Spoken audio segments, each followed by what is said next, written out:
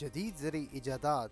Silage बेलिंग machine. कार्नेक्स की silage बेलिंग machine सब्ज चारे, खास तौर पर मकई के चारे को ज्यादा अरसे तक महफूज रखने में मदद देती है। ये मशीन तेज रफ्तार, कॉम्पैक्शन, खुदकार पैकिंग, वजन और अखराज के साथ आला मेयार की साइलेज तैयार करती है, जबकि 6 तहों वाली यूवी महफूज पैकिंग चारे के मेयार को बेहतर बनाती है।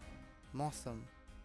मुल्क के ज्यादातर इलाकों में मौसम गर्म और खुश रहने का इम्कान है, तहम बलाई खैबर पख्तूनख्वा, गिलगित बल्तिस्तान, पोठोहार और कश्मीर के बाज़ मकामात पर तेज हवाओं और गरज चमक के साथ बारिश मुतवक्के है। पाकिस्तान के दीगर शहरों में अगले हफ्ते के मुमकिना दर्जा हरारत ये रहने के इम्कानात हैं।